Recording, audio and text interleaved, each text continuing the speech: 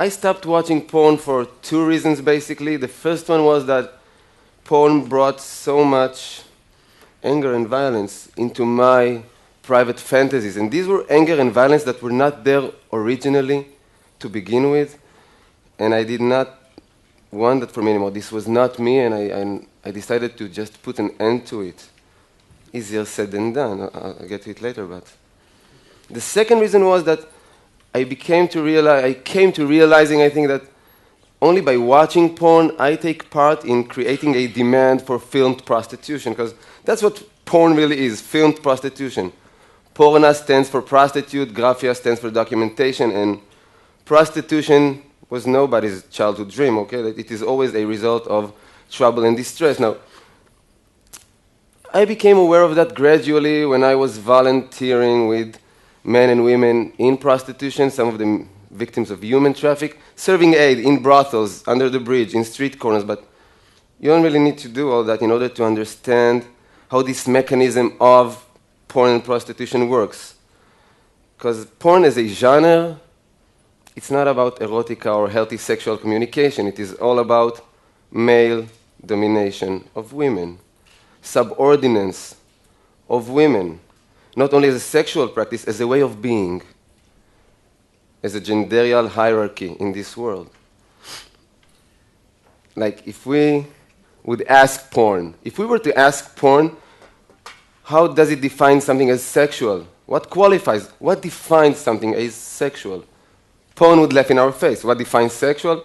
Whatever men find arousing. Men find it arousing to choke a woman, to have brutal sex without one touch, hug, kiss, tender caress. Well, then it is sexual. It arouses men to see a woman or a child cry. It is sexual. It arouses men to rape a woman. Well, then it is sexual.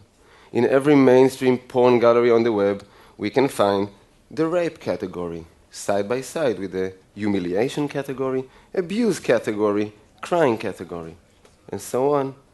And this is all as if regular porn is not already filled with these motives. Even in its mildest version, the mildest version of porn, what porn is showing us, like, I don't know, 80, maybe 90% of the time, is actually sex with no hands involved. And this is not how we authentically desire. Sorry, I'll repeat that, I see your look. Sex with no hands involved, okay. If you're not going to give up watching porn, so next time you do watch, just notice that porn cameras have no interest in capturing any normal sensual activities, such as petting, caressing, making out, touching, hugging, kissing. No. What porn cameras are into is the penetration. So normally, the composition will be a man and a woman. Hopefully just one. Okay, so one man and one woman. His penis is inside her. Don't be picky. It doesn't matter where inside. Somewhere inside her there is a penis. His penis is somewhere inside her, okay? And in order to not block the camera for doing this extreme close-up on the penetration, he's standing with his hands behind his back most of the time. And the woman is in this uncomfortable position, and she needs to handle the penis inside her without damaging the hair or makeup work done on her, because that's money invested and time invested in her, without disturbing his aggressive movement, and mainly without blocking the camera. So the result is that we got two people having sex, different shapes and acrobatics or something, but they're having sex when the only body parts that actually touch each other are the penis and the part being penetrated. No hands involved. Now, I talk, I don't know, 250, 300 times a year. Soldiers, students, pupils. No one has ever come up to me and say, Ran, you know, that part with sex with no hand thing, that was my authentic desire. Like, when I was 11 or 12, I never wanted to kiss anybody or touch them. I was not curious about that. It was all penetration to begin with. No one has ever said that. Before porn. After porn. In my private fantasies before watching porn, there was always a very strong narrative. And the narrative was of sensuality and mutuality, which means that I had always imagined what I will say to her. What would she possibly answer? What options do I have to respond? In real life, it never works like I planned, but it was super important in my mind in terms of arousal, the build-up, the location, the setting, where will it be? What are the circumstances of me and her being all alone all of a sudden? How will this bodily inflaming between us will emerge step by step. It was super important before porn. After making a habit out of porn, it conquers your mind and it invades your brain, and I lost my ability to imagine, which means I found myself, and I won't be too explicit, but trying to masturbate, just closing my eyes, trying to fantasize desperately about something human and not making it because my head was bombarded with all those images of women being violated and subordinated and forced into pretending they enjoy diabolic sperm rituals, okay? So this is pretty much the result.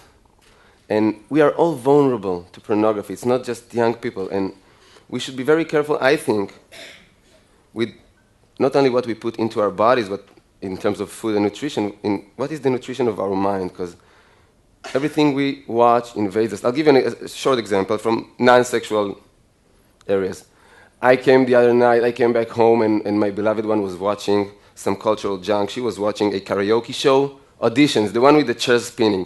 And we don't have a TV set back home, okay? We don't have a TV set back home, but only because it allows us to falsely present ourselves as deep and profound people. Wait, I never heard of that. Mastectomy, who? Angelina, no, we don't have a TV. We watch every cultural junk possible, okay? Not me, not her, we don't contemplate about l'existence. We download stuff, and we download all cultural junk. So I'm watching this 20 minutes karaoke show, and it was so boring and tedious, okay? 2 minutes talking, 4 minutes blabbering about it. I lost patience after like 20 minutes, and I went off to take a shower. And the most interesting part was in the shower, because what I found out there was myself in my most pathetic ever. I'm going to share it with you. I want to feel that you actually accept me and love me, so I have to share my most pathetic, and you have to accept it now.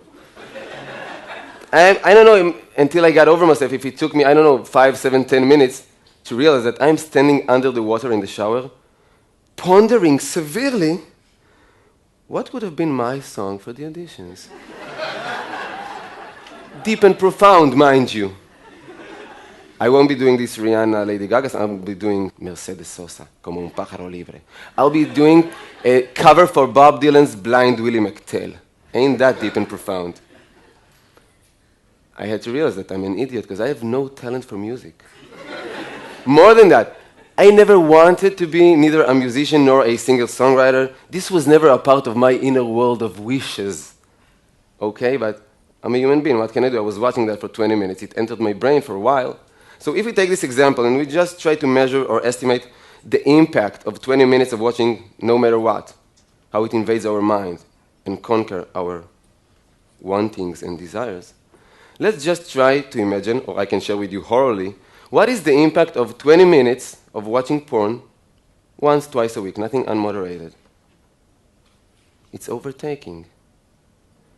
And porn is in our households whether we want it or not, and I believe that it does not agree with our well-being. And because we have internet in the Western world all over the place, almost in every cellular phone now, we've got 90% of 12-year-olds watching porn on a regular basis.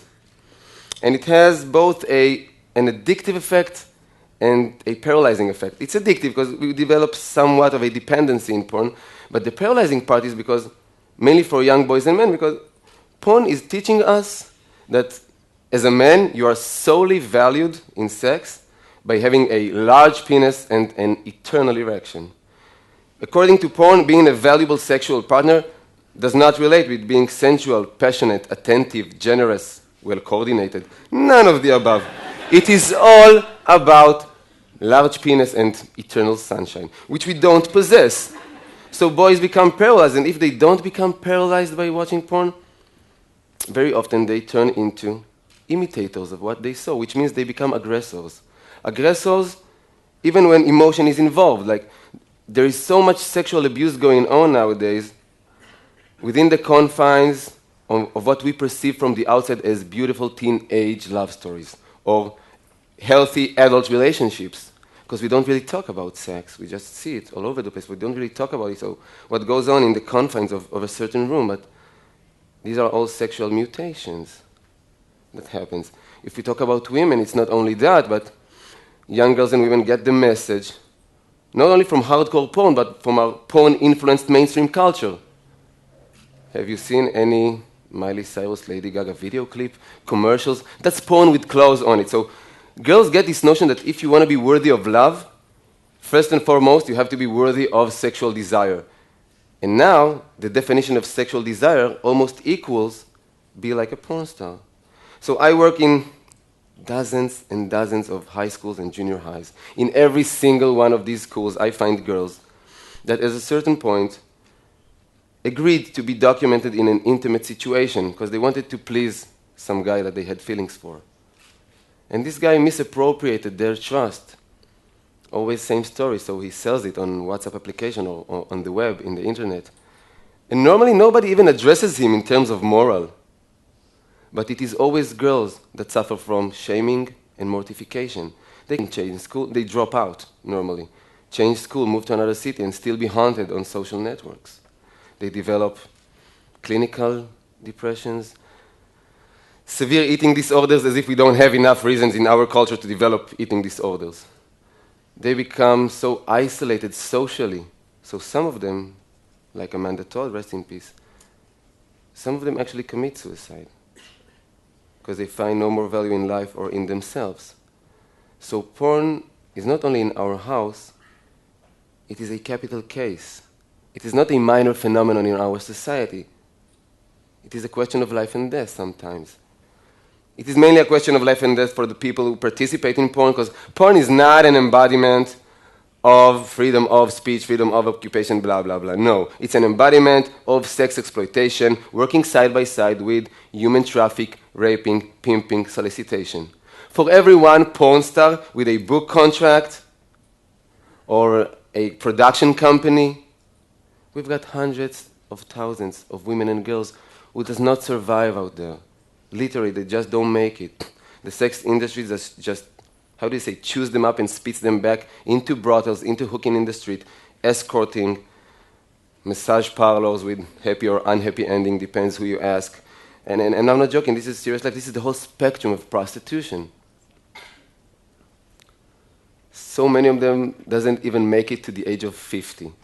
I'm talking countries that the average life expectancy is 75, 76 years now.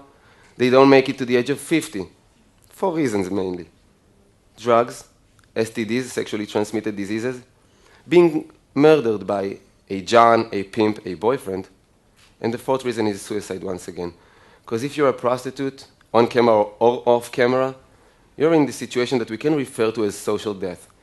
We have all sat in the dinner table with people who probably consumed prostitution, that have been to a brothel once, twice, at least. We never sat down to the table with a prostitute, not with a declared one. So that's social death. It is not glamorous, not at all. And when I sit in the privacy of my room and I watch porn, even without paying, no need to pay, it's free, okay? I hope you know that, if you're still consuming. Whatever I am watching is creating a demand, and wherever there is a demand, there will be supply. There's a correlation. If I watch pornography of black older women, somebody is going to go out and pimp black older women.